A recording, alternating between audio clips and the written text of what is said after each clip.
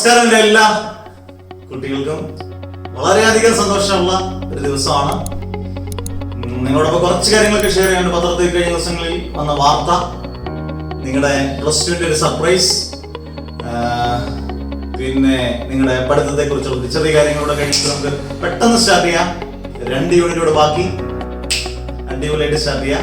അന്നേരം ആദ്യമേ എൻ്റെ എന്ത് സന്തോഷങ്ങളും നിങ്ങളോടൊപ്പം ഞാൻ ഷെയർ ചെയ്യുന്നുണ്ട്. കാരണം അത്രമാത്രം ഈ പ്ലാറ്റ്ഫോമിൽ വന്നതിന് ശേഷം നമുക്ക് സന്തോഷിക്കാൻ വലിയ അസാധാരണമായ സബ്സ്ക്രൈബേഴ്സ് ഒന്നും കിട്ടിയില്ലെങ്കിൽ ഇത്രയെങ്കിലും എന്നെ സബ്സ്ക്രൈബേഴ്സ് ആക്കിയത് അല്ലെങ്കിൽ ഇനിയും മുന്നോട്ട് കൊണ്ടുപോകുന്ന എല്ലാം ഈ കാണുന്ന കുട്ടികളാണ്. അതെനിക്ക് നന്നായിട്ട് ബോധ്യമുള്ളൊരു അധ്യാപകനാണ്, ഒരു മാഷാണ്. സാധാ മാഷ് തന്നെയാണ് ഇപ്പോഴും, ഇനി അങ്ങോട്ടും അല്ല, നേരത്തെ അങ്ങനെയൊക്കെ തന്നെയാണ്. അതിനകത്ത് ഒരു മാറ്റവും ഇല്ല. കഴിഞ്ഞ ദിവസങ്ങളിൽ പത്രങ്ങളിലൊക്കെ ഒരു ആർട്ടിക്കിൾ എന്നെ കുറിച്ച് വന്നു. വളരെ വളരെ വളരെ സന്തോഷം. കാരണം എന്താണ്, നമുക്കൊക്കെ ഒരു പത്രത്തിൽ ഫോട്ടോ വരുന്നത് എനിക്ക് വലിയ കാര്യമാണ്. 17 വർഷം അധ്യാപകനായി അധ്യാപക ജീവിതം നയിച്ചതിന് ശേഷം ആദ്യമായിട്ടാണ് അങ്ങനെ ഒരു വാർത്ത എന്നെ കുറിച്ച് വരുന്നത്. ഒരു പക്ഷേ ഞാൻ ഓഫ്ലൈൻ ക്ലാസ് എടുക്കുവാണെങ്കിൽ വലിയ പരിചയമില്ലായിരിക്കും. ഇത് നിങ്ങൾ കാരണം, ഈ കാണുന്ന കുട്ടികളും ഈ കാണുന്ന രക്ഷകർത്താക്കളും ഒക്കെ അനുഗ്രഹവും ഒക്കെ കൊണ്ടാണെന്നാണ് ഞാൻ വിശ്വസിക്കുന്നത്. ഒരിക്കലും അതിന് വേറെ ഇതില്ല. അതുകൊണ്ട് മാത്രമാണെങ്കിൽ ഒരു ആർട്ടിക്കിളൊക്കെ വന്നത് വളരെ സന്തോഷം തോന്നി. കാരണം നമുക്ക് പത്രത്തിൽ നമ്മളൊരു ഫോട്ടോ വരികയും നമ്മളെ കുറിച്ച് വിശദീകരിച്ചൊക്കെ പറയുകയൊക്കെ ചെയ്യുമ്പോൾ എന്തെന്നില്ലാത്തൊരു സന്തോഷം നമുക്ക് ഉറപ്പായിട്ടുണ്ട്. കാരണം എൻ്റെ കോളേജ് കാലങ്ങളിലോ അല്ലെങ്കിൽ സ്കൂൾ കാലഘട്ടത്തിലൊക്കെ ചെറിയ ചെറിയ ഫോട്ടോസൊക്കെ വരുമ്പോൾ അതെല്ലാം നമ്മൾ വെട്ടി മാറ്റി പത്രത്തിനകത്ത് ചെറിയ ഫോട്ടോസ് ആണെങ്കിൽ നമ്മളെ സംബന്ധിച്ച് വലിയൊരു കാര്യമല്ലേ. 10ാം ക്ലാസ്സിലൊരു മാർക്ക് കിട്ടുമ്പോഴോ അല്ലെങ്കിൽ ഡിഗ്രിക്ക് ഒരു മാർക്ക് കിട്ടുമ്പോഴോ എന്തെങ്കിലുമൊക്കെ ഒരു പത്രത്തിൽ ചെറിയ ഫോട്ടോ നല്ല രീതിയിൽ വരുമ്പോൾ നല്ലൊരു ആയിട്ട് ഞാൻ എപ്പോഴും ആൽബത്തിലൊക്കെ നമ്മളത് സൂക്ഷിച്ചു വെക്കും. എൻ്റെ ആൽബത്തിനകത്തൊക്കെ അതൊക്കെ കട്ട് ചെയ്ത് സൂക്ഷിച്ചു വെക്കണം. ഇത് 100% നല്ല വാർത്തയാണ്. കേരളത്തിൽ ഒരുപാട് കുട്ടികൾ വിളിച്ച് സന്തോഷപൂർവ്വം പറഞ്ഞു, മെസ്സേജ് ചെയ്ത് ഒരുപാട് കുട്ടികളുണ്ട്. യൂട്യൂബിനകത്താണെങ്കിലും ഇത് കാണുമ്പോൾ എന്ത് സന്തോഷമാണ് നമുക്ക്. ഭയങ്കര സന്തോഷമാണ്. അത് നിങ്ങളോടൊപ്പം ഷെയർ ചെയ്യാന്നുള്ളത് ഏറ്റവും വലിയ കാര്യമാണ്. വളരെ വളരെ നന്ദി. ഏറ്റവും പറയാനുള്ളത്, നിങ്ങൾക്ക് 10ാം ക്ലാസ് പഠിക്കുമ്പോൾ നിങ്ങൾക്കറിയാം, 10ാം ക്ലാസ് പഠിച്ചിട്ടുണ്ടെങ്കിൽ 10ാം ക്ലാസ്സിലെ കുട്ടികളോട് അറിഞ്ഞിരിക്കാൻ വേണ്ടിയാണ്. 10ാം ക്ലാസ് കഴിഞ്ഞിട്ട് +1 +2 ഇരിക്കുന്ന കുട്ടികളോട് അറിയാൻ വേണ്ടിയാണ്. 10ാം ക്ലാസ്സിൽ നമ്മൾ നല്ല മാർക്ക് മേടിച്ചാൽ ചിലപ്പം നമ്മുടെ ഇതുവരെ ഇല്ലാത്ത ബന്ധുക്കളൊക്കെ വിളിച്ചു പോകണം. എന്നെ അതുപോലെയൊക്കെ സംഭവിച്ചു. അതൊക്കെ പിന്നീട് ഒരു വീഡിയോ ആയിട്ടൊക്കെ നമുക്ക് ചെയ്യാം. ഇതുവരെയും നമ്മളെ ഇതുവരെയും ഒക്കെ ശ്രദ്ധിക്കാത്ത ബന്ധുക്കളൊക്കെ പത്രവാർത്ത വന്നതിന് ശേഷം തകർത്തു പൊളിച്ചു കിക്കിടും എന്നൊക്കെ പറഞ്ഞ് വിളിച്ചു. വളരെ സന്തോഷം. പക്ഷെ അവരെല്ലാം നമ്മളെപ്പോഴും അങ്ങനെയാണല്ലോ, അവരായിരിക്കത്തില്ല നമ്മളെ ഏറ്റവും മുന്നോട്ട് നയിക്കുന്നത്. എൻ്റെ കുടുംബം, എൻ്റെ സുഹൃത്തുക്കൾ, ഒരുപാട് സുഹൃത്തുക്കളെയുള്ളൊരു മനുഷ്യനാണ് ഞാൻ. എൻ്റെ കുട്ടികളെന്ന് പറയുന്നത് 100%, പ്രത്യേകിച്ച് ഈ പ്ലാറ്റ്ഫോമിൽ ഇപ്പൊ ഇങ്ങനെ ന്യൂസ് അല്ലെങ്കിൽ ഇങ്ങനെയുള്ള ന്യൂസുകളൊക്കെ വന്നെങ്കിൽ അത് 100% +2 2020 ഒരിക്കലും മറക്കത്തില്ല. +2 2020 ബാച്ചിലെ കുട്ടികളാണ്. ഇത്രയും എനിക്കൊരു മിനിമം അല്ല, എന്നെ സംബന്ധിച്ച് മാക്സിമം എനിക്കൊരു സ്പ്രെഡ് തന്നത്, എനിക്കൊരു പ്ലാറ്റ്ഫോം ഉണ്ടാക്കി തന്നത് നിങ്ങളാണ്. ഒരിക്കലും മറക്കത്തില്ല. ഇപ്പം +1 കുട്ടികളും 10ാം ക്ലാസ്സിലെ കുട്ടികളും ഒക്കെ വന്നിട്ടുണ്ട്. നിങ്ങളാണ് ഷെയർ ചെയ്യുകയും സബ്സ്ക്രൈബ് ചെയ്യുകയൊക്കെ ചെയ്ത് എന്നെ സാധാ അധ്യാപകനെ ഇന്ന് ഒരു ഇച്ചിരി അങ്ങോട്ട് മുന്നോട്ട്, ഇച്ചിരി നല്ല വലിയ രീതിയിൽ മുന്നോട്ട് നയിച്ചു. ആദ്യമേ എല്ലാ എൻ്റെ കുട്ടികളോടും എൻ്റെ കാണുന്ന രക്ഷകർത്താക്കളോടും ഒരുപാട് നന്ദി. ഇനി രണ്ടാമത്തെ കാര്യം +2 ക്ലാസ്സിനെ കുറിച്ചാണ്. +2 ക്ലാസ് പബ്ലിക് വീഡിയോ ആയിട്ടല്ല ഞാൻ ചെയ്യുന്നത്. അത് പ്രൈവറ്റ് ലിങ്കാണ് അതിൻ്റെ കൂടെ ചെയ്യുന്നത്. അതിനകത്ത് 12 ബാച്ചോളം ഫുള്ളായി. പക്ഷെ എല്ലാവർക്കും ചെയ്യാൻ ഒരു ഗോൾഡൻ ചാൻസ് ചെയ്യാൻ ഉറപ്പായിട്ട് ഇംഗ്ലീഷ് ഫിസിക്സ് എന്ന് പറഞ്ഞു കഴിഞ്ഞാൽ ഞാൻ തന്നെയാണ് അതിൻ്റെ പ്രിൻസിപ്പളും, ഞാൻ തന്നെയാണ് അതിൻ്റെ പിയൂണും, എല്ലാം ഞാനാണ് നോക്കി നടത്തുന്നത്. അതിൻ്റെ ഇൻട്രാക്ഷൻ സെക്ഷനും അതിൻ്റെ ടെസ്റ്റ് പേപ്പേഴ്സും ഫുൾ ക്ലാസ്സും ഫുൾ നോട്ട്സും എല്ലാം. അതിനൊക്കെ ചേരാൻ വേണ്ടി ഒരു ഗോൾഡൻ ഇത് ഞാൻ അടുത്തൊരു ട്രെയിലർ ഒരു വീഡിയോ സെഷൻ നിങ്ങൾക്ക് എക്സ്ട്രാ എന്തെങ്കിലും ഉറപ്പായിട്ടും നിങ്ങൾക്ക് ഒരു ഗോൾഡൻ ചാൻസ് ആണ് അതിന് ചേരാൻ. ഉറപ്പായിട്ടും ഒരു പരീക്ഷ സംഭവങ്ങളൊന്നും എനിക്കറിയാം. കൃത്യമായി ഈ സാഹചര്യം നിങ്ങൾ ഏറ്റവും കൂടുതൽ ദോഷം വരുന്ന ഒരു സാഹചര്യം എന്ന് പറഞ്ഞാൽ മാർച്ച് എന്നുള്ള പരീക്ഷ മെയിലോട്ട് പബ്ലിക് എക്സാം ആകുമായിരിക്കാം. ഈ പബ്ലിക് എക്സാം ആക്കുമ്പോൾ നമ്മൾ പെട്ടെന്ന് ഒരു സുപ്രഭാതത്തിൽ നിങ്ങളുടെ എല്ലാ സ്കൂളും ഇഷ്ടംപോലെ വർക്ക് ആവുന്നത്. കാരണം അസൈൻമെന്റ്, പിന്നെ ഇതെല്ലാം ഗൂഗിൾ മീറ്റ്, ബാക്കിയുള്ള രീതിയിലെല്ലാം ക്ലാസ്സുകൾ കാണണം, ഇതിൻ്റെ എല്ലാം റെക്കോർഡുകൾ കാട്ടണം, റെക്കോർഡുകളെല്ലാം വരയ്ക്കേണ്ടത്, എഴുതുന്നതെല്ലാം എഴുതി വെക്കണം. കുട്ടികൾ സത്യം പറഞ്ഞാൽ ഒരു വല്ലാത്ത രീതിയിൽ ഇരിക്കുമ്പോൾ എന്നെ കൊണ്ട് ചെയ്യാൻ പറ്റുന്നത് ഫിസിക്സിന്റെ ക്ലാസ്സുകൾ കുറച്ചുകൂടെ ഏറ്റവും സിമ്പിളായിട്ട് പഠിപ്പിച്ച് പ്ലസ് വൺ കൂടെ നന്നായിട്ട് പഠിപ്പിച്ച് കൊണ്ടുപോകുന്ന രീതിയാണ് ഞാനിപ്പോൾ നടത്തിക്കൊണ്ടിരിക്കുന്നത്. അതേ രീതി ചെയ്യുന്ന ഒരു രീതിയാണ്. ഒരു സ്കൂളിലെയും കേരളത്തിൽ ഒരു സ്കൂളിലെയും കുറ്റം പറയുകയല്ല, പക്ഷെ കുട്ടികൾ ഓവർലോഡഡ് ആണ്. നമ്മൾ വീട്ടിലിരിക്കുമ്പോൾ അവർ ഓവർലോഡ് വർക്ക് ചെയ്യുന്നില്ല. ഇഷ്ടം പോലെ വർക്കുകൾ അവർക്ക് ഇങ്ങനെ വന്നുകൊണ്ടേയിരിക്കും. എങ്ങനെയെങ്കിലും സ്കൂൾ തുറന്നാൽ മതി പ്രാർത്ഥിക്കുന്ന കുട്ടികളാണ് കേരളത്തിലെ 100% കുട്ടികൾ ഉറപ്പായിട്ടും. അന്നേരം നിങ്ങൾക്ക് വേണ്ടി ഒരു അടുത്ത ദിവസങ്ങളിൽ തന്നെ ഒരു ഗോൾഡൻ ചാൻസ്, ഫിസിക്സ് പഠിക്കാൻ ഒരു ഗോൾഡൻ ചാൻസ് ഫിസിക്സ് ഇപ്പം 12 ബാച്ച് 11 ബാച്ച് ഉള്ള 12ാമത്തെ ബാച്ച് റണ്ണിംഗ് ആണ്. ഒരു അവസരം ഉറപ്പായിട്ട് തരും. നിങ്ങൾക്ക് ചേരാം. എല്ലാ ക്ലാസ്സും ഇന്ററാക്റ്റീവ് സെക്ഷൻ, അതിനകത്ത് ഡൗട്ട് ക്ലിയറൻസ്, അതിന്റെ ടെസ്റ്റ് പേപ്പേഴ്സ് ഒക്കെ കഴിഞ്ഞു. ഇതുവരെയുള്ള ആദ്യ ക്ലാസ് മുതലുള്ള എല്ലാ ക്ലാസ്സിന്റെയും ലിങ്കുകൾ, അതിന്റെ നോട്ട്സ്, ഒരു വർഷത്തെ ഫുള്ള് നിങ്ങൾ പരീക്ഷയ്ക്ക് അന്നത്തെ ദിവസം വരെയുള്ള ഫിസിക്സിന്റെ പരീക്ഷ വരെ ദിവസം വരെയുള്ള എല്ലാ കാര്യങ്ങളും ഞാൻ ഉറപ്പായിട്ട് നോക്കിയിരിക്കും. ഇത് വേറൊരു പ്ലാറ്റ്ഫോമിലല്ല, പറഞ്ഞ യൂട്യൂബിന്റെ പബ്ലിക് പ്ലാറ്റ്ഫോമിലാണ് ഈ പറയുന്നത്. അന്നേരം ഓക്കെ, അത് സർപ്രൈസ് ആയിട്ട് വരുന്നുണ്ട്. ഓക്കെ, അന്നേരം ഇനി നിങ്ങൾ സമയം കളയുകയും ചെയ്യരുത്. ചേരേണ്ടവരൊക്കെ ചേരുക. ഒരുപാട് പേര് ചേർന്ന് കഴിഞ്ഞു. നിങ്ങൾ ചേരാൻ അവസരം തരുന്നുണ്ട്. പിന്നെ അടുത്ത നിങ്ങളുടെ +1 ഇംപ്രൂവ്മെന്റ് ചിലരോട് നീട്ടി വെക്കുമോ സാറേ, നീട്ടി വെക്കുമോ? ഞാൻ എപ്പോഴും പറഞ്ഞൊരു കാര്യം, അടുത്ത നിങ്ങളുടെ പബ്ലിക് എക്സാം എന്തായാലും +1 ആണ്. എത്രയും പെട്ടെന്ന് നടക്കാൻ വളരെയധികം ചാൻസ് കൂടുതലാണ്. ചിലർ പറഞ്ഞ് പൂജാവധി കഴിഞ്ഞിട്ട് നമുക്ക് അടുത്ത ദിവസം നോട്ടിഫിക്കേഷൻ വന്നാൽ മതി. ഒരാഴ്ച കൊണ്ട് വടാന്നുകൊണ്ട് കാര്യങ്ങളൊന്നും കഴിയും. പെട്ടെന്ന് നമുക്ക് കയറി പോകും ഈ സംഭവം. കാരണം പെട്ടെന്ന് നോട്ടിഫിക്കേഷൻ വരുമ്പോൾ നമ്മൾ പെട്ടെന്ന് അങ്ങ് ടെൻഷൻ അടിക്കേണ്ട അവസ്ഥ വരുന്നത്. അത് കൃത്യമായി റെഗുലറായി പഠിക്കണം എന്നുള്ള കാര്യങ്ങളൊക്കെ ഉണ്ട്. അതൊക്കെ നിങ്ങൾ നന്നായിട്ട് ശ്രദ്ധിച്ചോണം. നല്ലപോലെ ശ്രദ്ധിക്കണം. നിങ്ങൾ കുഴപ്പാൻ ഒരു തോന്നൽ ടെൻഡൻസി ഉണ്ടാകരുത്. എല്ലാവരും കേരളത്തിലുള്ള എല്ലാ +1 ഇംപ്രൂവ് ചെയ്യുന്ന കുട്ടികൾ എല്ലാ വിഷയങ്ങൾക്കും മാർക്ക് കിട്ടട്ടെ. പ്രത്യേകിച്ച് ഒരു ഫിസിക്സ് അധ്യാപനം ഫിസിക്സ് നല്ല മാർക്ക് കിട്ടട്ടെ. ടോപ്പ് മാർക്ക്, ഫുൾ മാർക്ക് കിട്ടാൻ വേണ്ടി പ്രാർത്ഥിക്കുന്നു. അതോടൊപ്പം ഹാർഡ് വർക്ക് ചെയ്യും. ചെറുത കാര്യമില്ല, നല്ല ഹാർഡ് വർക്ക് ചെയ്താലേ നിങ്ങളുടെ മുമ്പിൽ ഫുൾ ചാപ്റ്റേഴ്സ് ചെയ്ത് ആപ്ലിക്കേഷൻ ക്വസ്റ്റ്യൻ എല്ലാം ചെയ്യിപ്പിച്ച് നിങ്ങളുടെ പരീക്ഷയ്ക്ക് എത്താൻ പറ്റത്തുള്ളൂ എന്നുള്ള ഉത്തമ ബോധ്യമുണ്ട്. ഐശ്വര്യം ഉള്ളിടത്തോളം കാലം ഞാൻ ഇതുപോലെ തന്നെ ചെയ്യും. നിങ്ങൾ പ്രാർത്ഥിക്കാം, പ്രാർത്ഥിച്ചിരിക്കും. ഇനി രണ്ട് ചാപ്റ്റർ ഇനി നമുക്ക് പഠിപ്പിക്കാനുള്ളത്, ഒന്ന് മെക്കാനിക്സ് ഓഫ് ഫ്ലൂയിഡ്സും, 2 ഹീറ്റ് ആൻഡ് തെർമോഡൈനാമിക്സ്. നിങ്ങൾക്ക് പറയാമോ അതിനകത്ത്? പറയാം ഏത് ചാപ്റ്ററാണ് ഞാനിപ്പോൾ പഠിപ്പിക്കാൻ പോകുന്നത്? Mechanics of fluids, heat and thermodynamics. ഏത് ചാപ്റ്ററാണ് നമ്മൾ അടുത്ത് തുടങ്ങുന്നത്? Mechanics of fluids. Mechanics of fluids എന്ന് പറയുന്നത് ഒരു വലിയ ചാപ്റ്ററാണ്, ബ്രഹ്മാണ്ഡ ചാപ്റ്ററാണ്. കിടക്കുകയാണ് thrust, pressure, Pascal's law, equation of continuity, Bernoulli's theorem, capillarity, terminal velocity, surface energy, surface tension, Stokes formula, ഇങ്ങനെ കിടക്കുന്ന ഒരു ബ്രഹ്മാണ്ഡ ചാപ്റ്റർ. ഈസി ആയിട്ട് നമുക്ക് പഠിക്കാം, അടിപൊളിയായിട്ട് പഠിക്കാം. നല്ലപോലെ പഠിച്ചു വരണം. ഒരിക്കലും എൻ്റെ കുട്ടികൾ ഒരിക്കലും താന്നു പോകരുത്. നല്ലപോലെ പഠിക്കുക. ഒരു താന്നു പോകുമ്പോൾ എപ്പോഴും നമ്മൾ വിചാരിക്കും നമുക്ക് ഏറ്റവും ടോപ്പ് മാർക്ക് കിട്ടി നമുക്ക് മാർക്ക് ചെയ്ത് വരാം. എല്ലാ കുട്ടികളും കേട്ടോ. അതിനകത്ത് 6 എന്നോ ബിലോ 6 എന്നുള്ള ഒരിക്കലും തരംതിരിക്കാത്ത അധ്യാപകനാണ്. അങ്ങനൊരു തരംതിരിവ് പാടില്ല. എല്ലാവരും ഒരുമിച്ച് മുന്നേറാം. അടിപൊളിയായിട്ട് നമുക്ക് തുടങ്ങാം. Mechanics of fluids. Okay, okay, നമുക്ക് നമ്മുടെ ചാപ്റ്റർ മെക്കാനിക്സ് ഓഫ് ഫ്ലൂയിഡ്സ് തുടങ്ങാം. വളരെ ലെങ്തി ആയിട്ടൊരു ചാപ്റ്റർ. ഇഷ്ടം പോലെ കാര്യങ്ങൾ നമുക്ക് പഠിക്കാനുണ്ട്. വളരെ സീരിയസ് ആയിട്ട് പഠിക്കേണ്ട ഒരു ചാപ്റ്റർ. ഞാൻ തുടങ്ങുകയാണ്. എന്താണ് what is by fluid? Mechanics of fluids എന്ന് പറയുമ്പോൾ തന്നെ ഫ്ലൂയിഡ് എന്താണെന്ന് അറിഞ്ഞിരിക്കണം. Fluid is a combination of liquids and gases. അല്ലെ, ഫ്ലൂയിഡ് എന്ന് പറയുന്നത് ലിക്വിഡ്സിന്റെയും ഗ്യാസസിന്റെയും ഒരു കോമ്പിനേഷൻ ആണെന്ന് പറയാം. What is by fluid? A fluid is a combination of liquids and gases. എന്തായിരിക്കും പ്രധാനപ്പെട്ട ഒരു ഫ്ലൂയിഡിന്റെ ഒരു പ്രോപ്പർട്ടി പറഞ്ഞാൽ എ ഫ്ലൂയിഡ് ക്യാൻ ഫ്ലോ. അല്ലെ, ഫ്ലൂയിഡിന് ഒഴുകുക. അപ്പൊ ലിക്വിഡ്സ് വെള്ളം ഒഴുകുന്നുണ്ട്, ഗ്യാസ് ഫ്ലോ ചെയ്യുന്നതുകൊണ്ടാണ് നമുക്ക് അതിന്റെ സ്മെല്ല് ഇതാക്കാൻ പറ്റുന്ന തരം. പൊതുവേ ഒരു ഫ്ലൂയിഡിന്റെ ഒരു മെയിൻ പ്രോപ്പർട്ടി പറയാൻ പറഞ്ഞു കഴിഞ്ഞാൽ എ ഫ്ലൂയിഡ് ക്യാൻ ഫ്ലോ ചെയ്യാൻ പറ്റുന്നതാണ് ഏതെന്ന് പറയുന്നത് ഫ്ലൂയിഡ്. നമ്മൾ ആദ്യത്തെ ഒരു വളരെ ഇമ്പോർട്ടന്റ് ടോപ്പിക് ഹെഡിങ് നമ്മൾ പറഞ്ഞു. എന്താണ് fluids? A fluids is a combination of liquids and gases. A fluid can flow. ഇത്രയും ക്ലിയർ ആയല്ലോ.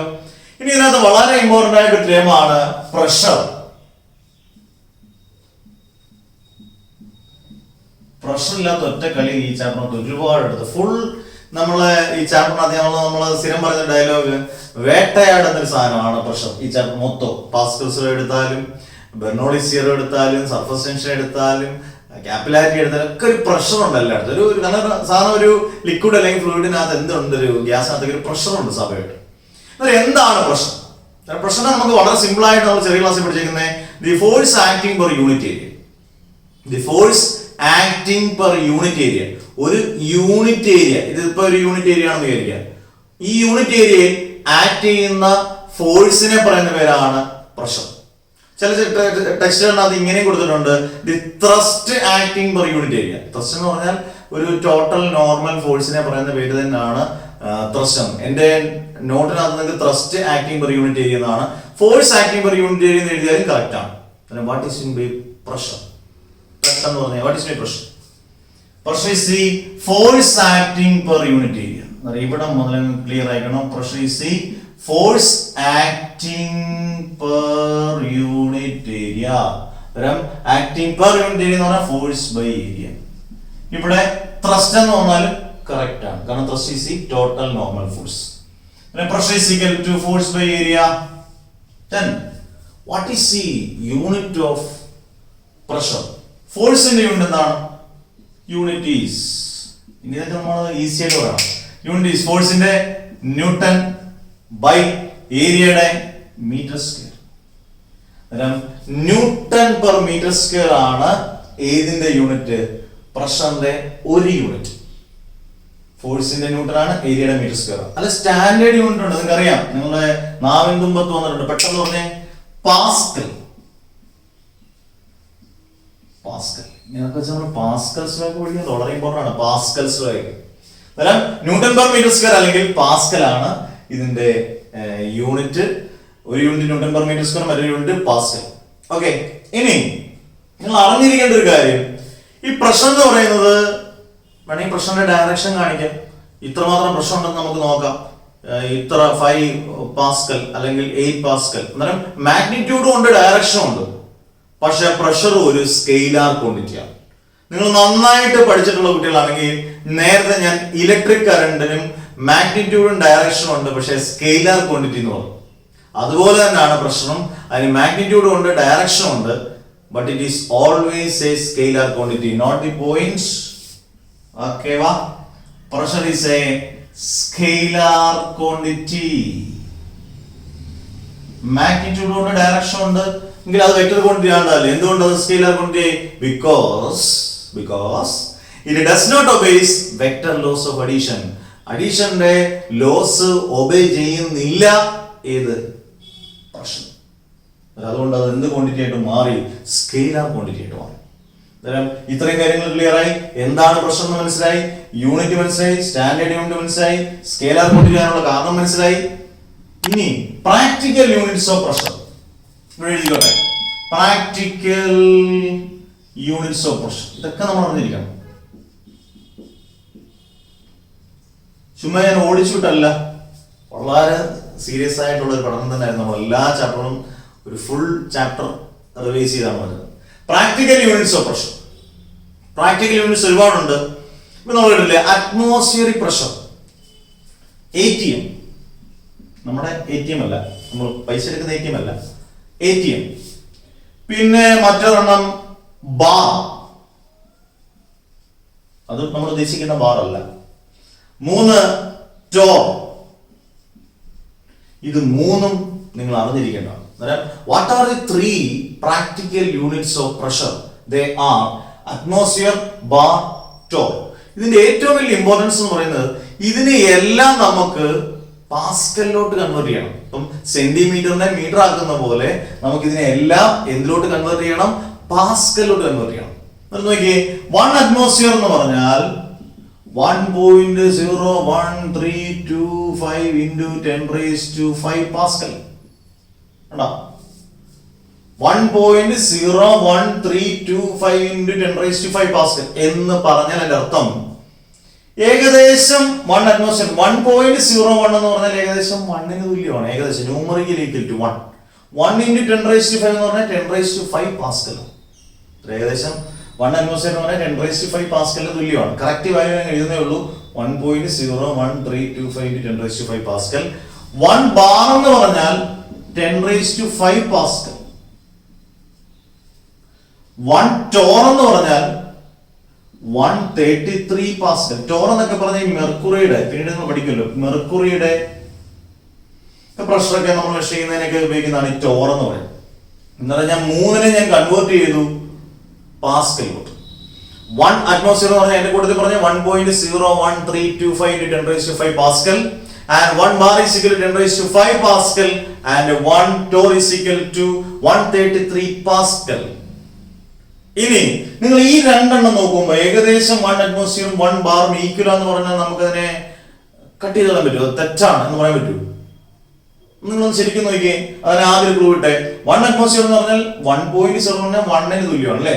1 × 10⁵ എന്ന് പറഞ്ഞാൽ 10⁵. 1 ബാർ എന്ന് പറഞ്ഞാൽ 10⁵. ഒരു ഏകദേശം 1 അറ്റ്മോസ്ഫിയറും ന്യൂമറിക്കലി ഈക്വൽ ആണ് ഏതുമായിട്ട്? 1 ബാറുമായിട്ട്. ഇതൊക്കെ നമുക്ക് എൻട്രൻസിനൊക്കെ ചോദിക്കാവുന്നതാണ്. അറ്റ്മോസ്ഫിയറും 1 ബാറും ഈക്വൽ ആണ്. എന്നിട്ട് നമ്മള് തുടക്കം ഗംഭീരമാക്കി. പ്രഷറിനെ കുറിച്ച് നമ്മൾ കാര്യഗൗരവമായി പഠിച്ചു. പ്രഷർ എന്തുവാണെന്നും പ്രഷറിന്റെ യൂണിറ്റ് എന്തുവാണെന്നും അതിന്റെ ഇക്വേഷൻ എന്തുവാണെന്നും അത് സ്കെയിലർ ക്വാണ്ടിറ്റി ആകാനുള്ള കാരണം practical units of pressure. Clear? Okay, വാ, ക്ലിയർ ആയിട്ടിരിക്കണം. നല്ല ജില്ലണം, ഉഴപ്പാൻ പാടില്ല. ഓക്കെ, എന്നിട്ട് നമുക്ക് അടുത്ത വളരെ ഇമ്പോർട്ടന്റ് ആയിട്ടൊരു ടോപ്പിക്കിലോട്ട് പോകാം. പ്രഷർ പഠിച്ചതിന് ശേഷം ഞാൻ ഡയറക്റ്റ് ആയിട്ട് എന്റെ നോട്ട്സിൽ ഒരു റീഅറേഞ്ച്മെന്റ് നടത്തിയാണ് ഞാനിപ്പോൾ പഠിപ്പിക്കുന്നത്. എല്ലാ കാര്യങ്ങളും നോട്ട്സിനകത്തുണ്ട്. നോട്ട്സുകളെല്ലാം പഠിക്കുക. എന്നാൽ പോലും പ്രഷർ പഠിച്ചതിന് ശേഷം നമുക്ക് പെട്ടെന്ന് പോകാൻ പറ്റുന്ന സാധനം പാസ്കൽസ് ലോയാണ്. കാരണം വേറെ ഒന്നുമല്ല, പ്രഷറിന്റെ സ്റ്റാൻഡേർഡ് യൂണിറ്റ് എന്ന് പറയുന്നത് ഏതാണ്? പാസ്കലാണ്. നമുക്ക് പാസ്കൽസ് ലോ പഠിക്കാം. വളരെ ഇമ്പോർട്ടന്റ്, ഒരുപാട് വർഷം പരീക്ഷയ്ക്ക് ചോദിച്ച ഒരു ക്വസ്റ്റ്യൻ പാസ്കൽസ് ലോ. അതിന്റെ ഒരു ഫിഗർ തന്നിട്ടുണ്ട്. എന്താണ് പാസ്കൽസ് ലോ എന്ന് പറയുന്നത്? ലോയാണ്. എന്താണ് Pascal's law? Pascal's law States that in a continuous fluid in equilibrium, the pressure applied at any point is transmitted equally to every other point in the fluid. എന്ന് പറഞ്ഞാൽ ഒരു fluid ഒരിടത്തോട്ട് transmit ചെയ്താൽ അത് ഈക്വലായിട്ട് transmit ചെയ്ത് ഈക്വലായിട്ട് distribute ചെയ്ത് മറ്റേതിലോട്ട് എത്തും. ഇതാണ് ഏത് law? Pascal's law. In a continuous fluid in equilibrium, the pressure applied at any point is transmitted equally. Transmitted equally എന്ന് അണ്ടർലൈൻ ചെയ്ത് പഠിക്കുക. It's transmitted equally to every other point on the fluid. ഇപ്പോൾ ഒരു example, ഒരു diagram ഞാൻ വരച്ചിട്ടുണ്ട്. നിങ്ങൾ നോക്കിയാൽ മതി. ഒരു ചെറിയ ഫോഴ്സ് ആണ് സ്മോൾ ഓഫ് ഒരു ചെറിയ മാസ്, ഒരു ചെറിയൊരു പിസ്റ്റൺ കൊണ്ട് ഞാൻ ഒരു ചെറിയ ഫോഴ്സ് ഞാൻ അപ്ലൈ ചെയ്യാണ് ഒരു സൈഡിൽ. പ്രഷർ ആണ് ഇവിടെ. ഈ പ്രഷർ ഈക്വലി ട്രാൻസ്മിറ്റഡ്. ഡോട്ട് കാണിച്ചിട്ടുള്ളത് പ്രഷറാണ്. എന്നിട്ട് ഇവിടെ വരുമ്പോഴത്തേക്ക് നമുക്കൊരു ഹെവി ഫോഴ്സ് കൊണ്ട് ഹെവി മാസിനെ നമുക്ക് എന്ത് ചെയ്യാം? ലിഫ്റ്റ് ചെയ്യാം. ഇതാണ് യഥാർത്ഥത്തിൽ പാസ്കൽസ് ലോ കൊണ്ട് ഉദ്ദേശിക്കുന്നത്. ഒരു ചെറിയ ഫോഴ്സ് നമ്മൾ ഒരു പിസ്റ്റൺ കൊടുത്തിട്ട് അപ്ലൈ ചെയ്ത് കഴിയുമ്പോഴത്തേന് അത് പ്രഷർ ഈക്വൽ ആയിട്ട് ട്രാൻസ്മിറ്റ് ചെയ്ത് ഇപ്പുറത്തെ സൈഡ് വരുമ്പോഴത്തേന് നമുക്ക് ഹെവി ആയിട്ടുള്ള ലോഡിനെ ലിഫ്റ്റ് ചെയ്യാം. അതുകൊണ്ടാണ് പാസ്കൽസ് ലോയുടെ വളരെ ഇമ്പോർട്ടന്റ് ആപ്ലിക്കേഷൻ ആയിട്ട് പരീക്ഷയ്ക്ക് എപ്പോഴും ചോദിക്കുന്ന ഒരു ക്വസ്റ്റ്യൻ വരുന്നത് ഹൈഡ്രോളിക് ലിഫ്റ്റ്. വളരെ സിമ്പിൾ സാധനമാണ്. ഹൈഡ്രോ എന്ന് പറഞ്ഞാൽ വാട്ടർ, ഹൈഡ്രോളിക് എന്ന് പറഞ്ഞാൽ പ്രഷറാണ്. ഹൈഡ്രോളിക് ലിഫ്റ്റ് എന്ന് പറയുമ്പോൾ തന്നെ അറിയാമല്ലോ, പ്രഷർ കൊണ്ട് ലിഫ്റ്റ് ചെയ്യുന്നു. നിങ്ങൾ ഒരു 2-3 പോയിന്റുകൾ മാത്രം ഓർത്തിട്ടാൽ മതി. ഹൈഡ്രോളിക് ലിഫ്റ്റ് എന്ന് പറയുമ്പോൾ it is used to lift heavy loads. Heavy ലോഡുകളെ ലിഫ്റ്റ് ചെയ്യാൻ വേണ്ടി ഉപയോഗിക്കുന്നതാണ് hydraulic lift. It is based on, അടുത്ത point, it is based on Pascal's law. ഇപ്പം കാർ ലിഫ്റ്റ്, നമ്മളെ സർവീസ് സെന്ററിലൊക്കെ കാറ് നമ്മൾ കഴുകാൻ എടുക്കുമ്പോൾ അത് അവർ ഒരു നല്ല ഹൈറ്റിൽ വെച്ചിട്ടായിരിക്കും അവർ നല്ലപോലെ സ്പ്രേ ചെയ്ത് കഴുകുന്നത്. അന്നേരം അവിടെ അത് കാറിലൂടെ പൊക്കിക്കൊണ്ട് പോകണം. അല്ല, അവരവിടെ ചെയ്തെന്ന് പറഞ്ഞു കഴിഞ്ഞാൽ ഈ ഹൈഡ്രോളിക്കാണ്. അപ്പോൾ അതൊക്കെ ഇങ്ങനെ ഇത് അങ്ങോട്ട് പ്രഷർ അങ്ങോട്ട് ഇഞ്ചക്ട് ചെയ്യും. അപ്പോൾ അതൊക്കെ ഹെവി ലോഡായിട്ടുള്ള കാർ ഇങ്ങനെ ലിഫ്റ്റ് ചെയ്യും. അത്രയേ ഉള്ളൂ, സിമ്പിൾ. അല്ലാതെ സിമ്പിളായിട്ട് അവിടെ വരെ പോകണമെന്നില്ല, സർവീസ് സെന്റർ വരെ പോകണമെന്നില്ല. നിങ്ങൾ പല്ലെടുക്കാൻ വേണ്ടി ഒരു ഡെന്റിസ്റ്റിന്റെ അടുത്ത് ചെന്ന് കഴിഞ്ഞ് കഴിഞ്ഞാൽ ആ ഡെന്റിസ്റ്റ് സ്വാഭാവികമായിട്ട് നിങ്ങൾ ഇരുത്തിയിട്ട് ആ ഹൈറ്റിനനുസരിച്ച് അതിങ്ങനെ ആ ചെയർ ഇങ്ങനെ ആകും. Dentist chair, hydraulic jacks, car lift, ഇതെല്ലാം ഏതിന്റെ എക്സാമ്പിൾ ആണ്? ഹൈഡ്രോളിക് ലിഫ്റ്റിന്റെ എക്സാമ്പിൾ ആണ്. It is based on Pascal's. അത്രയും മാത്രം ഓർത്തിരുന്നത്. അന്നേരം എന്താണ് ഹൈഡ്രോളിക് ലിഫ്റ്റ് എന്ന് വെച്ചാൽ it is used to lift heavy loads. Car lift, hydraulic jacks,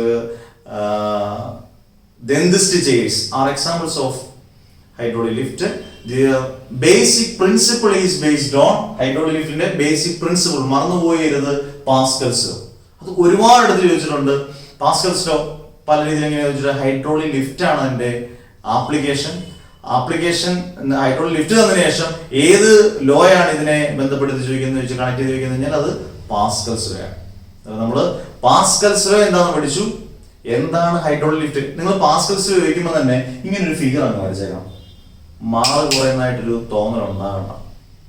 okay, ഇപ്പൊ ഞാൻ ഈ പഠിപ്പിക്കുമ്പോഴേ നിങ്ങൾ മോട്ടിവേറ്റ് എന്ന് പറയുന്ന ഒരു സംഭവം ഉണ്ടല്ലോ. മോട്ടിവേറ്റ് ചെയ്ത് ഞാൻ ഈ പഠിപ്പിക്കുമ്പോൾ വളരെ എനർജി ആയിട്ട് പഠിപ്പിക്കും. പക്ഷെ നല്ല രീതിയിൽ പനിയും തലവേദനയും ദേഹത്തുവേദനയുണ്ട്.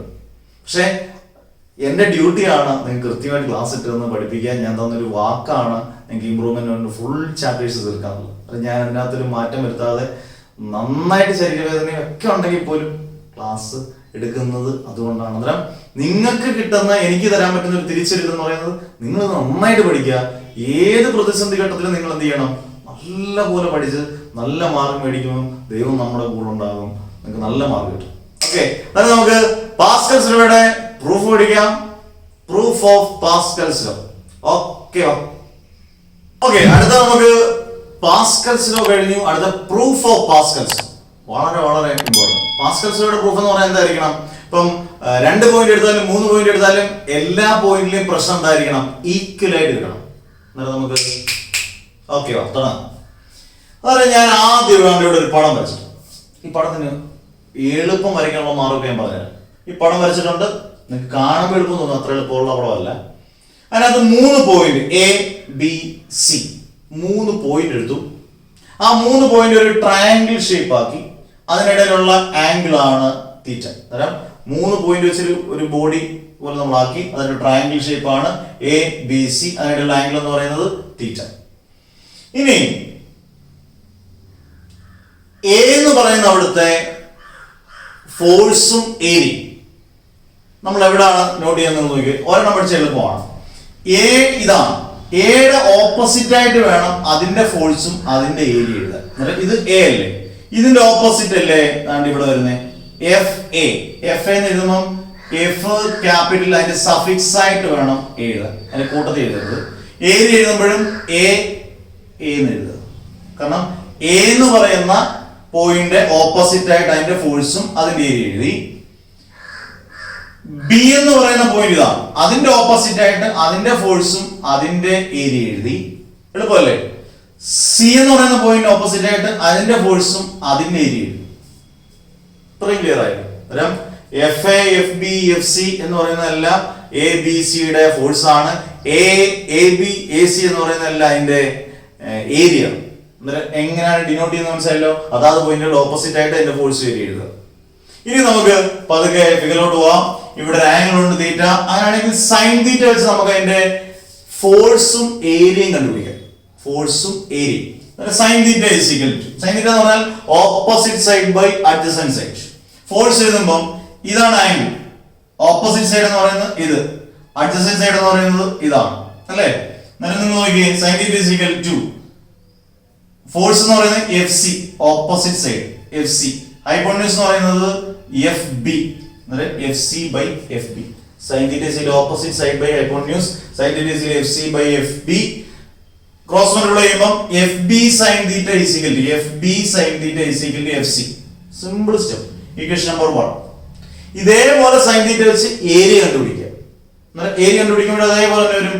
ഇതാണ് ആംഗിൾ. ഓപ്പോസിറ്റ് സൈഡ് എന്ന് പറയുന്നത് A C by A B. Sine theta is A C by A B.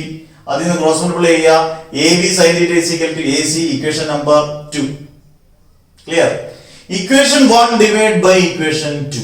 Equation 1 divide by equation 2. 1 ഉം 2 ഉം തമ്മിൽ ഡിവൈഡ് ചെയ്യുക. സെയിം സൈഡ് തമ്മിൽ ഡിവൈഡ് ചെയ്യുക. അത് നോക്കിയേ, F B sine theta by A B sine theta is equal to F C by A C. Sine theta get cancel. ബാക്കി എന്ത് വരും? F B by A B is equal to F C by A C. Equation number 3. ഇവിടെ വരെ clear ആയി? നമ്മൾ പെട്ടെന്ന് മനസ്സിലാക്കുന്ന എന്തോർത്തോ പടം വരച്ചിട്ട് ആദ്യം സൈൻ തീറ്റ വെച്ച് അതിന്റെ ഫോഴ്സും ഏരിയയും കണ്ടുപിടിക്കുക. അടുത്ത നമ്മൾ കണ്ടുപിടിക്കാൻ പോകുന്നത് കോസ് തീറ്റ വെച്ച് അതിന്റെ ഫോഴ്സും ഏരിയയും കണ്ടുപിടിക്കാം. ഓക്കെ, ഒരു cos theta adjacent side by hypotenuse. ഇതാണ് ആംഗിൾ എങ്കിൽ അഡ്ജസന്റ് സൈഡ് ഇതാണ്, ഹൈപ്പോട്ടന്യൂസ് ഇതാണ് അല്ലേ. ഒരു cos theta is equal to force ആകുമ്പോൾ FA ബൈ FB. അത് ക്രോസ് മൾട്ടിപ്ലൈ ചെയ്തേ എളുപ്പമാണ്. FB cos theta is equal to FA പറഞ്ഞല്ലേ, ഇക്വേഷൻ നമ്പർ 4. അതേപോലെ ഏരിയ എഴുതുന്നു cos theta is equal to A by AB. AA cos theta is equal area എന്ന് പറയുന്നത് തന്നെ A ബൈ AB. അതിൽ നിന്ന് ക്രോസ് മൾട്ടിപ്ലൈ ആണെങ്കിൽ AB cos theta is equal AA, equation number 5. ഇനി equation 4 divide by equation 5. Equation 4 divide by equation 5. അന്നേരം same side നമ്മൾ വീണ്ടും ഡിവൈഡ് ചെയ്യുന്നു. FB ഞാൻ ആ സ്റ്റെപ്പ് ഒന്നുകൂടെ എഴുതിയേക്കാം.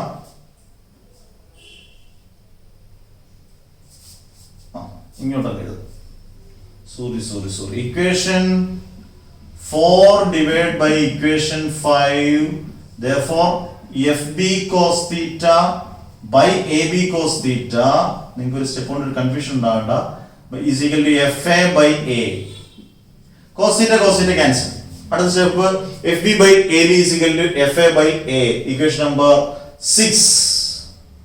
ഇനി അടുത്തത് from equation 3 and equation 6. 3 എന്ന് പറയുന്നത് FB by AB is equal to FC by AC. Equation 6 ഏതാ? FB by AB is equal to FA by A. ഇത് രണ്ടും നിങ്ങൾ നോക്കുവാണെങ്കിൽ നമുക്ക് ഈസി ആയിട്ട് പറയാമല്ലോ. FB by AB എന്ന് പറയുന്നത് FC by AC ആണ്, FB by AB എന്ന് പറയുന്നത് FA by A ആണ്. അങ്ങനെയാണെങ്കിൽ നമുക്ക് ഈസി ആയിട്ട് പറയാം ഫോഴ്സ് ബൈ ഏരിയ എന്ന് പറഞ്ഞു കഴിഞ്ഞാൽ, ഫോഴ്സ് ബൈ ഏരിയ എന്ന് പറഞ്ഞാൽ പ്രഷറാണ്. ഫോഴ്സ് ബൈ ഏരിയ എന്ന് പറഞ്ഞാൽ പ്രഷറാണ്. അങ്ങനെയാണെങ്കിൽ FA by A എന്ന് പറഞ്ഞാൽ PA അല്ലേ. അങ്ങനെയാണെങ്കിൽ നമുക്ക് എഴുതാമല്ലോ FA by A from 3 and 6. FA by A is equal to FB by AB is equal to FC by AC. Force by area പ്രശ്നമാണെങ്കിൽ നമുക്ക് FA by A PA is equal to FB by AB PB is equal to FC by AC PC എന്ന് പറഞ്ഞാൽ മൂന്ന് പോയിന്റിലെയും pressure A B C, മൂന്ന് പോയിന്റിലെയും pressure എന്താണ്? Equal ആണ്. അതല്ലേ Pascal's law? Pressure at any point is transmitted equally at every other point. അന്നേരം മൂന്നിടത്തെയും pressure എന്തായി? Equal. ഇതാണ് proof of Pascal's law. NCERT സിലബസിൽ വളരെ ഇമ്പോർട്ടന്റ് പറഞ്ഞിട്ടുണ്ട്. അതെല്ലാം ഒരു പ്രൂഫ് കൂടെ തന്നിട്ടുണ്ട്, നമുക്ക് ഈസി ആയിട്ട് മനസ്സിലാക്കാം. നമുക്ക് പറഞ്ഞുതരാം, പിന്നീട് പറഞ്ഞുതരാം. അത് നോക്കിയൊക്കെ വേറൊരു പ്രൂഫ് ഉണ്ട്. A2 by A1 is equal to capital M by small m. അതിന്റെ നോട്ടിനകത്തുണ്ട്. പ്രൂഫ് ഓഫ് പാസ്കൽസ് പഠിക്കും. ഞാൻ പാസ്കൽസിനെ കുറിച്ച് വളരെ ഡീറ്റെയിൽ ആയിട്ട് ഒരു പ്രശ്നം പറഞ്ഞു. എന്താണ് പാസ്കൽസ് എന്ന് പറഞ്ഞു? ഹൈഡ്രോളിക് ലിഫ്റ്റ് പറഞ്ഞു അല്ലേ. അതിന്റെ proof of Pascal's law. Okay, clear. ഇത് ഒന്നോ രണ്ടോ വട്ടം നിങ്ങൾ കേട്ട് നോക്കുക. ഈസി ആയിട്ട് sine theta cos theta easy ആയിട്ട് മനസ്സിലാക്കുന്നതേ ഉള്ളൂ. സൈൻ തീറ്റ വെച്ച ഫോഴ്സും ഏരിയയും കോസ് തീറ്റ വെച്ച ഫോഴ്സും ഏരിയയും ഇക്വേറ്റ് ചെയ്യുക. എന്നിട്ട് ഫ്രം 3 and 6 ഇക്വേഷൻ നമ്പർ കൊടുത്ത് ചെയ്യുക. അത് നമുക്ക് FA by A is equal to FB by AB is equal to FC by AC എന്ന് കിട്ടും. ഫോഴ്സ് ബൈ ഏരിയ എന്ന് പറഞ്ഞാൽ പ്രഷറാണ്. അന്നേരം PA is equal to BB is equal to PC എന്ന് കിട്ടും. എന്ന് പറഞ്ഞാൽ എല്ലാ പോയിന്റിലെയും പ്രഷർ, മൂന്ന് പോയിന്റ് എടുക്കുകയാണെങ്കിൽ മൂന്ന് പോയിന്റിലെയും പ്രഷർ ഈക്വൽ ആണെന്ന് നമുക്ക് പ്രൂവ് ചെയ്യാം. That is proof of Pascal's law. That is proof of Pascal's. അന്നേരം ഓക്കെ, വാ, ക്ലിയർ, ക്രിസ്റ്റൽ ക്ലിയർ. അടുത്തത് സിമ്പിൾ ടോപ്പിക് ആണ്, എന്നാൽ വളരെ അറിഞ്ഞിരിക്കേണ്ട ടോപ്പിക് ആണ് മോളിക്യുലാർ ഫോഴ്സസ്. മോളിക്യുലാർ ഫോഴ്സ് എന്ന് പറഞ്ഞാൽ രണ്ട് രീതി നമുക്ക് തന്നെ തിരിക്കാം. നിങ്ങൾ കേട്ടിട്ടുണ്ട് നന്നായിട്ട്. Adhesive force, adhesive force or adhesion, cohesive force or cohesion. എന്താണ് ഈ adhesive force? നിങ്ങൾ എന്നോടൊപ്പം പറഞ്ഞു പോകണം. It is a force of attraction between molecules of different substances. It is a force of attraction between molecules of different substances. Different substances തമ്മിലുള്ള force of attraction പറയുന്ന molecules തമ്മിലുള്ള force of attraction പറയുന്ന പേരാണ് adhesive force. Adhesive force or adhesion. Example എന്ന് വെച്ചാൽ പെട്ടെന്ന് എല്ലാവരും പറയുന്ന ഒരു എക്സാം ആണ് പേപ്പറും ഗമ്മും. രണ്ട് ഡിഫറെന്റ് സബ്സ്റ്റൻസ് തമ്മിലുള്ള force of attraction. Chalk and board, white marker and board, ഇതെല്ലാം സെയിം. പിന്നെ നെയിൽ ആൻഡ് ഹാമർ, ചുറ്റികയും ആണിയും, ഇതെല്ലാം ഏതിന് എക്സാമ്പിൾ ആയിട്ട് പറയാം? പെയിന്റ് ആൻഡ് വോൾ, ഇതെല്ലാം ഏത് ഫോഴ്സ് ആണ്? അഡ്ഹസീവ് ഫോഴ്സ് അല്ലെങ്കിൽ അഡ്ഹീഷൻ. ക്ലിയർ ആയല്ലോ? It is a force of attraction between molecules of different substances. എക്സാമ്പിളോട് ഓർത്തിരിക്കുക. അടുത്തത് കൊഹസീവ് ഫോഴ്സ് എന്ന് പറഞ്ഞാൽ നേരെ opposite. It is the force of attraction between cohesive force. Cohesive. Cohesive force or cohesion. It is a force of attraction between molecules of same substances. It is a force of attraction between molecules of same substances. Example, force of attraction between water molecules, mercury molecules, etc. ഇതിന്റെയൊക്കെയാണ് force of attraction between water molecules, mercury മോളിക്യൂൾസും എല്ലാം ഏതിന് example ആണ്? Cohesive force അല്ലെങ്കിൽ cohesion example ആണ്. എന്താണ് adhesive force എന്നും എന്താണ് കോഹസീവ് ഫോഴ്സ് എന്നും മനസ്സിലാക്കി കഴിഞ്ഞാൽ പരീക്ഷയ്ക്ക് ഒരു വളരെ ബ്രില്യൻ്റ് ആയിട്ട് ഒരു ക്വസ്റ്റ്യൻ വെച്ചിട്ടുണ്ട്. എൻട്രൻസിനൊക്കെ ചോദിക്കാൻ ചാൻസ് ഉള്ള ഒരു ക്വസ്റ്റ്യൻ, വളരെ ഇതായിട്ട് ചോദിച്ചൊരു ക്വസ്റ്റ്യൻ ഇതാണ്: why solids have definite size and shape? എന്നാലും നമ്മൾ വളരെ കാര്യമായിട്ടൊക്കെ പറയുന്നത് ലൂസ്ലി പാക്ഡ് ആണ്, ക്ലോസ്ലി പാക്ഡ് ആണ്, മോളിക്യൂൾസ് എല്ലാം വളരെ ക്ലോസ്ലി പാക്ഡ് ആണ് എന്നൊക്കെ പറയുന്നത് നമ്മൾ കുറേ റീസൺ പറയാം. പക്ഷെ ഇതുമായിട്ട് കണക്ട് ചെയ്ത് പറയാൻ why solids have definite size and shape? Because the force of cohesion is maximum in solids, lesser in liquids and least in gases. ഏറ്റവും കൂടുതൽ ഫോഴ്സ് ഓഫ് കോഹീഷൻ അല്ലെങ്കിൽ കോഹസീവ് ഫോഴ്സ് ഏറ്റവും കൂടുതൽ സോളിഡ്സിനായതുകൊണ്ടാണ് സോളിഡ്സിന് ഡെഫിനിറ്റ് സൈസ് ആൻഡ് ഷേപ്പ് വന്നത്. ഇനി നിങ്ങൾ ആലോചിച്ച് ഇങ്ങനെ ക്വസ്റ്റ്യൻ ചോദിച്ചാൽ നമ്മൾ എന്തൊക്കെ വേറെ ഉത്തരങ്ങൾ എഴുതും, പക്ഷെ ഇതുമായിട്ട് കണക്ട് ചെയ്ത് വേണം നിങ്ങൾക്ക് ഉത്തരം എഴുതാൻ. Therefore, why solids have definite size and shape? പെട്ടെന്ന് പറഞ്ഞേ, because force of cohesion is maximum in solids, lesser in liquids and least in gases. Therefore, solids have definite size and shape. Clear ആയല്ലോ molecular forces? Okay. ഒരുപാട് നമുക്ക് മുന്നോട്ട് പോകാനുണ്ട് fluids. Clear? അന്നേരം അതിന് പഠിച്ചു പോവാ. ഓക്കെ, അടുത്തത് ഫ്ലൂയിഡ്സിനകത്ത് നമുക്ക് ഒരിക്കലും ഒഴിവാക്കാൻ പറ്റാത്ത ടോപ്പിക് ഉണ്ട്, വിസ്കോസിറ്റി. ചെറിയ ക്ലാസ്സിലൊക്കെ നമ്മൾ പഠിച്ചിട്ടുള്ളതാണ് വിസ്കോസിറ്റി. എന്താണ് ഈ വിസ്കോസിറ്റി എന്ന് പറഞ്ഞാൽ? എൻ്റെ ഒരു ചെറിയ എക്സാമ്പിൾ പറയാം. ഒരു ഗ്ലാസ് പ്ലേറ്റ് എടുത്ത് ചരിച്ചു വെക്കുക. എന്നിട്ട് നിങ്ങൾ അതിനകത്തോട്ട് കുറച്ച് വെളിച്ചെണ്ണയോ അല്ലെങ്കിൽ ഏതെങ്കിലും ഒരു ഓയില് ഒരു ഡ്രോപ്പായിട്ട് അവിടെ എൻ്റെ ഏറ്റവും മുകളിലോട്ട് വെക്കുക. ഒരു ശകലം ഒരു ഗ്ലാസ് പ്ലേറ്റ് എടുത്തിട്ട് ചരിച്ചു വെക്കുക. ഒരു തുള്ളി അല്ലെങ്കിൽ രണ്ടോ മൂന്നോ തുള്ളി വെളിച്ചെണ്ണയോ വല്ല മണ്ടക്കിട്ട് വെക്കുക. ഇപ്പുറത്ത് വെള്ളം വെക്കുക. ആദ്യം ഏതായിരിക്കും ആ ഗ്ലാസ് പ്ലേറ്റിൽ നിന്ന് ഒഴുകി താഴെ എത്തുന്നത്? ഏതായിരിക്കും? സ്വാഭാവികമായിട്ടും വെള്ളമായിരിക്കും. അന്നേരം വിസ്കോസിറ്റി എന്ന് പറഞ്ഞാൽ നമ്മളൊരു കുപ്പിക്കകത്ത് വെള്ളം എടുക്കുമ്പോൾ തന്നെ ഒരുപാട് ലേയേഴ്സ് ആയിട്ടായിരിക്കും ഇതിരിക്കുന്നത്. ഈ സക്സസീവ് ലേയേഴ്സിനിടയിലുള്ള ഒരു ഒപ്പോസിംഗ് ആയിട്ടുള്ള ഒരു ഫോഴ്സ് ആണ് വിസ്കസ് ഫോഴ്സ്. അതിന് കിട്ടുന്ന പ്രോപ്പർട്ടി പറയുന്ന പേരാണ് വിസ്കോസിറ്റി. അന്നേരം അടുപ്പിച്ചുള്ള ലേയേഴ്സിനെ പറയുന്ന പേര് സക്സസീവ് ലേയേഴ്സിനിടയിലുള്ള ആ ഫ്ലൂയിഡിനിടയിലുള്ള സക്സസീവ് ലേയേഴ്സിനിടയിലുള്ള ഒപ്പോസിംഗ് ആയിട്ടുള്ള ഒരു ഫോഴ്സിനെ പറയുന്ന പേരാണ് വിസ്കസ് ഫോഴ്സ് എന്നും അതിന്റെ പ്രോപ്പർട്ടിയെ പറയുന്ന പേരാണ് വിസ്കോസിറ്റി.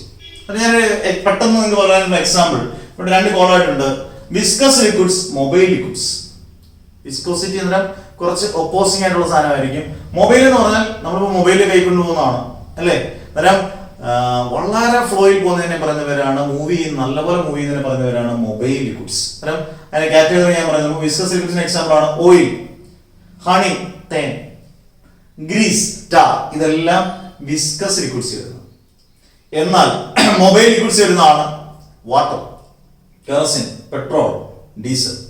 അന്നേരം ക്ലാസിഫൈ ചെയ്യാൻ ചിലപ്പോൾ ചോദിച്ചേക്കാം ഏതൊക്കെയാണ് വിസ്കസ് ലിക്വിഡ്സ്, ഏതൊക്കെയാണ് മൊബൈൽ ലിക്വിഡ്സ്.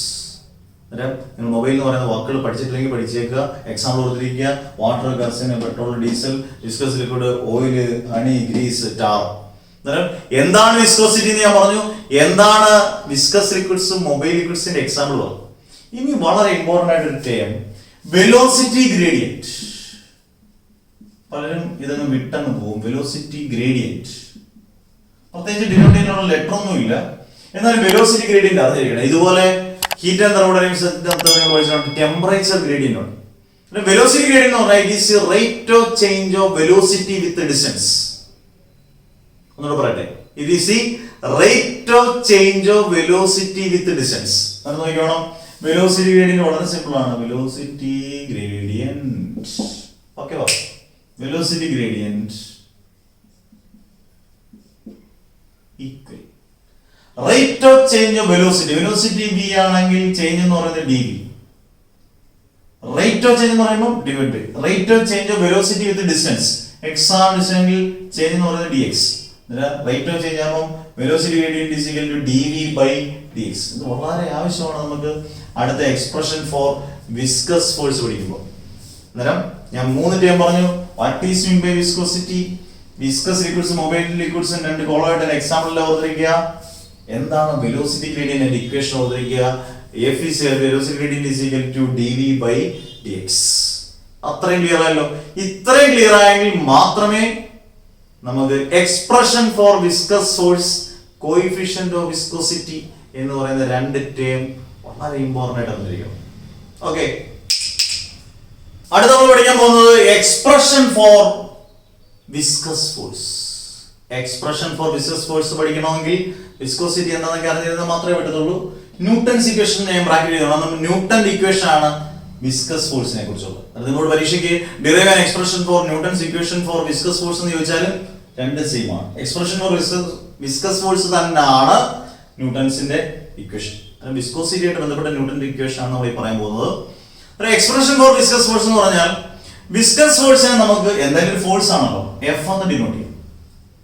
അതിന് 2 കാര്യങ്ങൾ അത് ഡിപ്പെൻഡ് ചെയ്യുന്നുണ്ട്. 2 കാര്യങ്ങൾക്ക് അത് ഡയറക്ട്ലി പ്രൊപ്പോർഷൻ ആണ്. ഒന്ന്, directly proportion to surface area of the layers. നമ്മൾ പറയില്ലേ സക്സസീവ് ലേയേഴ്സിനിടയിലുള്ള ഒരു സർഫസ് ഏരിയ ആണ്, അതിനെ ഡിപ്പെൻഡ് ചെയ്യും.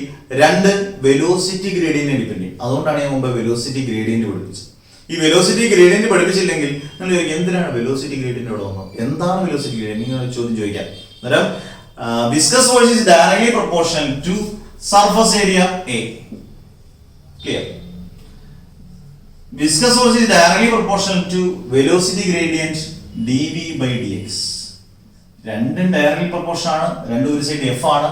നമുക്ക് ഒരുമിച്ച് എഴുതിയാൽ F is proportional to A into dv by dx. F is proportional to A into dv by dx. Okay. Proportional design മാറ്റണമെന്നുണ്ടെങ്കിൽ ഒരു കോൺസ്റ്റന്റ് കൊണ്ട് ഗുണിക്കാം. F is equal to അവിടാണ് നമുക്ക് ഇമ്പോർട്ടന്റ് ആയിട്ട് വന്നേ. എന്താണ് ഈ ടീമിനെ വിളിക്കുന്ന പേര് നിങ്ങളോട് പറഞ്ഞു കഴിഞ്ഞാണ് ഈറ്റ. എന്താണ് eta? Where it is a constant. Eta is a constant known as coefficient of viscosity. വളരെ important. Coefficient of viscosity.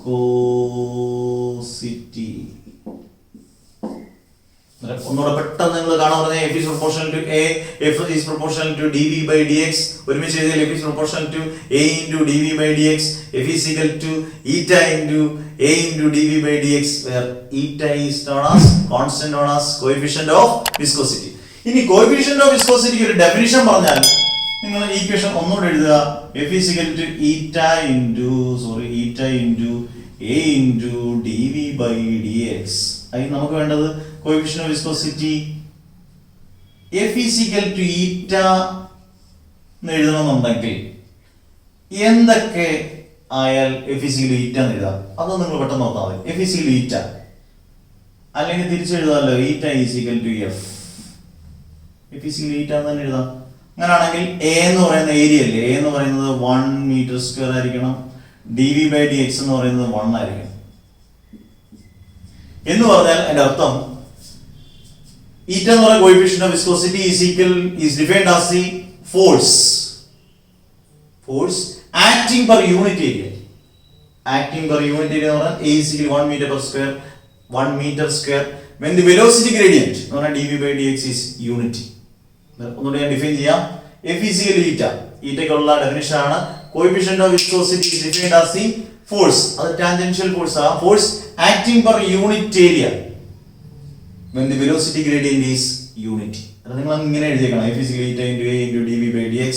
F is equal to eta or തിരിച്ചു എഴുതാമല്ലോ. eta is equal to F എന്ന് പറഞ്ഞിട്ടുണ്ടെങ്കിൽ A is equal to 1 meter square ആയിരിക്കണം.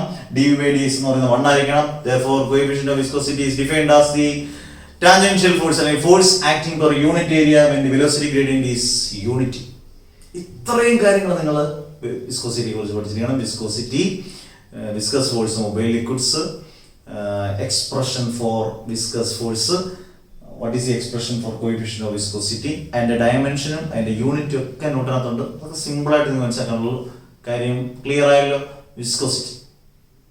Okay, ഒരു ടോപ്പിക്കോട് ബോറടിച്ചില്ലല്ലോ? അടിച്ചാലും പഠിച്ചേ പറ്റൂ. Okay, അടുത്ത ടോപ്പിക്ക്. ഇതെല്ലാം simple topic but powerful. Flow. എന്ത് രസമുള്ള വാക്ക്. ഒഴുക്ക് അല്ലേ? ഫ്ലോ എന്ന് പറഞ്ഞാൽ നല്ല ഒഴുകി പോകുന്നതാണ് ഫ്ലോ എന്ന് പറയുന്നത്. 2 തരം ഫ്ലോ ഉണ്ട്. അവിടാണ് നമ്മുടെ കൈ വന്നത്. 2 തരം ഫ്ലോ ഉണ്ട്. സ്ട്രീം ലൈൻ ഫ്ലോ ഉണ്ട്, ടെർബുലന്റ് ഫ്ലോ ഉണ്ട്. ഏതൊക്കെ തരം ഫ്ലോ ആണ്? സ്ട്രീം ലൈൻ ഫ്ലോയും ടെർബുലന്റ് ഫ്ലോയും. എന്താണ് ഈ stream line flow? Stream line flow എന്ന് പറഞ്ഞാൽ it is a steady and orderly flow. Steady ആയിട്ടും ഓർഡർലി ആയിട്ട് ഒഴുകുന്ന ഫ്ലോയെ പറയുന്ന പേരാണ് stream line flow. It is in a regular manner. Regular ആയിരിക്കും, സ്റ്റഡി ആയിരിക്കും, ഓർഡർലി ആയിരിക്കും. സ്ട്രീം ലൈൻ ഫ്ലോ നല്ല അനുസരണമുള്ളതാണ്. എന്നാൽ ടെർബുലന്റ് ഫ്ലോ അൺസ്റ്റഡി ആണ്, ഇറഗുലർ ആണ്, സിക്സാഗ് മാനർ ആണ്. ഒരിക്കലും അനുസരിക്കില്ല. സിക്സാഗ് മാനർ എന്ന് പറഞ്ഞാൽ വളഞ്ഞൊക്കെ ഒഴുകുന്നതാണ് ടെർബുലന്റ് ഫ്ലോ. ഞാൻ ഫ്ലോയെ 2 ക്ലാസിഫൈ ചെയ്തു. 1 സ്ട്രീം ലൈൻ ഫ്ലോയും 2 ടെർബുലന്റ് ഫ്ലോയും. Stream line flow orderly regularly ഫ്ലോയാണ് സ്ട്രീം ലൈൻ ഫ്ലോ. എന്നാൽ അൺസ്റ്റഡി ആണ്, ഇറഗുലർ ആണ്, സിക്സാഗ് മാനർ ആണ് ടെർബുലന്റ് ഫ്ലോ. ഇത് വെച്ച് വളരെ ഇമ്പോർട്ടന്റ് ഒരു ടേം നമുക്ക് പഠിക്കാനുണ്ട്. Reynolds number. ഓക്കെ, ഇത്രയും ക്ലിയർ ആയല്ലോ. എന്താണ് ഫ്ലോ? ഫ്ലോ എന്താണെന്നും what is mean by flow എന്നൊരു ക്വസ്റ്റ്യൻ ജന്മത്തിൽ ചോദിച്ചിട്ടില്ല പരീക്ഷയ്ക്ക്. പക്ഷേ സ്ട്രീം ലൈൻ ഫ്ലോയും ടെർബുലന്റ് ഫ്ലോയും. അത് നമുക്ക് അടുത്തത് റെയ്നോൾഡ്സ് നമ്പർ പഠിക്കാം. വളരെ important. Reynolds number, critical velocity, repeated question ഇഷ്ടം പോലെ വന്നതാണ് അതിന്റെ ഇക്വേഷൻ. ഓക്കെ, റെയ്നോൾഡ്സ് നമ്പറും ക്രിട്ടിക്കൽ വെലോസിറ്റി പഠിക്കാം. ഓക്കെ, നമുക്ക് റെയ്നോൾഡ്സ് നമ്പർ പഠിക്കാം. റെയ്നോൾഡ് എന്ന് പറഞ്ഞ പേനയൊക്കെ ഉണ്ടായിരുന്നു. റെയ്നോൾഡ്സ് ഇപ്പൊ സെല്ലോ ഗ്രിപ്പറും അങ്ങനെയുള്ള പേനകളൊക്കെ ആയി, പിൻ പോയിന്റ് ആയി. പണ്ട് റെയ്നോൾഡ് ഞങ്ങൾ പഠിക്കുമ്പോൾ റെയ്നോൾഡ് എന്ന് പറഞ്ഞ പേന ഉണ്ടായിരുന്നു. നിങ്ങളുടെ അച്ഛനമ്മമാരോട് ഇപ്പോഴും ഉണ്ട് റെയ്നോൾഡ് പേന. പണ്ടത് ഭയങ്കര ഹിറ്റ്. റെയ്നോൾഡ്സ് നമ്പർ എന്ന് പറഞ്ഞാൽ റെയ്നോൾഡ്സ് നമ്പർ ആണ് നിശ്ചയിക്കുന്നത് whether the flow is turbulent or stream line. Stream line ആണോ ടെർബുലന്റ് ആണോ നിശ്ചയിക്കുന്നത് ഏതാണ്? ഈ റെയ്നോൾഡ്സ് നമ്പർ ആണ്. വളരെ ഇമ്പോർട്ടന്റ് ആണ്. Reynolds number indicates whether the flow is stream line or turbulent. If the value of Reynolds number, and the Reynolds number value is less than 2000, less than 2000, 2000 കുറവാണെങ്കിൽ it is a stream line flow. If the value of Reynolds number is greater than 2000, it is a turbulent flow. നമുക്ക് എന്താണ് Reynolds number എന്ന് വളരെ വ്യക്തമായിട്ട് അറിഞ്ഞിരിക്കണം. Reynolds number indicates whether the flow is streamline or turbulent. If the value of Reynolds number is less than 2000, it is a streamline flow. If the value of Reynolds number is greater than 2000, it is a turbulent flow. എന്താണ് streamline flow? എന്താണ് turbulent flow? അതിന്റെ value നിശ്ചയിക്കുന്നത് Reynolds number ആണ്. 2000 കുറവാണെങ്കിൽ അത് streamline flow. 2000 കൂടുതലാണെങ്കിൽ അത് turbulent flow ആണ്. ഇനി ഇത് നിശ്ചയിക്കണമെന്നുണ്ടെങ്കിൽ നമുക്ക് ഇക്വേഷൻ വേണ്ടേ? റെയ്നോൾഡ്സ് നമ്പർ ഞാൻ RE എന്ന് എഴുതി. RE ഒരു ഇക്വേഷൻ ഉണ്ട്. ഡെറിവേഷൻ ഒന്നും വേണ്ട, ഓരോന്നും ഞാൻ പറഞ്ഞുതരാം. ഈ ഇക്വേഷൻ വൃത്തിയായിട്ട് അത് പഠിക്കണം. എന്റെ മക്കളെല്ലാം പഠിപ്പിച്ചേക്കണം. RE is equal to VC rho D by eta. RE എന്ന് പറഞ്ഞാൽ റെയ്നോൾഡ്സ് നമ്പർ, VC എന്ന് പറഞ്ഞാൽ critical velocity. Critical velocity. Rho, density of the liquid.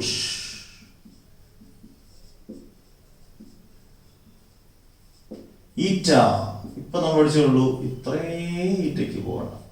Coefficient of viscosity.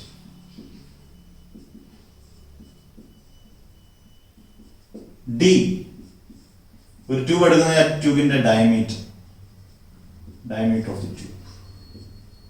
Therefore, R is equal to VC, critical velocity എന്ന് പറയാം, rho, density of the liquid, D, diameter of the tube, eta, coefficient of viscosity. ഇതിന് equation ഒരു problem തരുവാണ്. എന്നിട്ട് ഏത് തരം flow ആണ് എന്ന് ചോദിക്കുകയാണെങ്കിൽ നമ്മൾ വാല്യൂസ് എല്ലാം ഇട്ട് കൊടുത്തതിന് ശേഷം 2000 കുറവാണെങ്കിൽ അത് സ്ട്രീം ലൈൻ ഫ്ലോ ആണ്. 2000 കൂടുതലാണെങ്കിൽ ടർബുലന്റ് ഫ്ലോ ആണ്. അത് അറിഞ്ഞിരിക്കണമെങ്കിൽ ഇക്വേഷൻ അറിഞ്ഞിരിക്കണം. പെട്ടെന്ന് പറഞ്ഞേ RE = VC rho d by eta. ഇങ്ങനെ ക്ലിയർ ആയിട്ട് പഠിക്കണം. എന്തൊക്കെയാണ് ലിറ്ററേച്ചർ എന്ന് കൃത്യമായിട്ട് ഡിനോട്ട് ചെയ്യും. അന്നേരം ഞാൻ റെയ്നോൾഡ്സ് നമ്പർ പഠിപ്പിച്ചു, റെയ്നോൾഡ്സ് നമ്പർ ഇക്വേഷൻ പഠിപ്പിച്ചു. അത് ലാസ്റ്റ് വൺ, നമ്മുടെ ക്ലാസ്സിൽ ലാസ്റ്റ് വൺ വളരെ ഇമ്പോർട്ടന്റ്, 1 മാർക്ക് ക്വസ്റ്റിനെ 2 മാർക്ക് ആയിട്ട് വെച്ചിട്ടുള്ളതാണ് ക്രിട്ടിക്കൽ വെലോസിറ്റി. ക്രിട്ടിക്കൽ വെലോസിറ്റി എന്ന് പറയുന്നത് ക്രിട്ടിക്കൽ എന്ന് പറയുന്ന വാക്ക് മാക്സിമം ആണ്. അന്നേരം the maximum velocity with which A streamline flow is converted into turbulent flow. The maximum velocity with which a streamline flow is converted into turbulent flow. ഒരു streamline ഫ്ലോയെ turbulent flow ആക്കാൻ എടുക്കുന്ന maximum വെലോസിറ്റിയെ പറയുന്ന പേരാണ് critical velocity.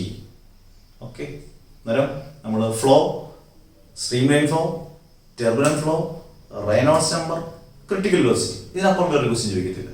ഇങ്ങനെ വേണം നമ്മൾ ഓരോ topic ഇങ്ങനെ ഫ്ലൂയിഡ്സിന്റെ ഇങ്ങനെ അരച്ച് കലക്കി പഠിക്കാൻ. ഓക്കെ, നമ്മൾ കുറേ കാര്യങ്ങൾ പഠിച്ചു. പഠിക്കാൻ ഒരുപാടുള്ള ഒരു പോർഷനാണ്. നമുക്ക് അടുത്ത ദിവസങ്ങളിലൊക്കെ surface tension, surface energy, capillarity, terminal velocity, equation of continuity, Bernoulli's theorem ഇങ്ങനെ കിടക്കുകയാണ് അല്ലേ. ഇഷ്ടം പോലെ ഓപ്പൺ ട്യൂബ്, നാനോമീറ്റർ, ഇഷ്ടംപോലെ topic. Pressure, excess pressure inside a drop, ഒരുപാട് ടോപ്പിക്, ഒരുപാട് ക്വസ്റ്റ്യൻസ് ചോദിക്കുന്ന ടോപ്പിക്കാണ്. നല്ല വൃത്തിയായിട്ട് പഠിക്കണം. വലിയ ചാപ്റ്റർ ആണെന്ന് പറയുന്നത് നിങ്ങൾ ഉഴപ്പരുത്. ഞാൻ പറഞ്ഞു, എത്ര വയ്യെങ്കിലും നമ്മൾ ക്ലാസ് എടുക്കുന്ന പോലെ എത്ര നമുക്ക് പ്രതിസന്ധി ഘട്ടത്തിൽ നമ്മൾ പഠിച്ചിരിക്കണം, പഠിച്ചു വെച്ചിരിക്കണം, നല്ലപോലെ റിവൈസ് ചെയ്യണം. ഓക്കെ, നിലം മെക്കാനിക്സ് ഓഫ് ഫ്ലൂയിഡ്സ് നല്ല അടിപൊളി തുടക്കമായി. എല്ലാവർക്കും മനസ്സിലായി വിചാരിച്ചു. നിങ്ങൾ 1 2 വട്ടം കേട്ട് നോക്കുക, ക്ലിയർ ആയിട്ട് പഠിക്കുക. എന്തെങ്കിലും ഡൗട്ട് ഉണ്ടെങ്കിൽ ആർക്ക് വേണമെങ്കിൽ നിങ്ങൾക്ക് വാട്സാപ്പിനകത്ത് മെസ്സേജ് ഇട്ട് തരാം. സമയം കിട്ടുമ്പോഴെല്ലാം ഞാൻ എന്നെ റിപ്ലൈ തരും. ഓക്കെ, വാ, ബൈ ബൈ, സീ യു.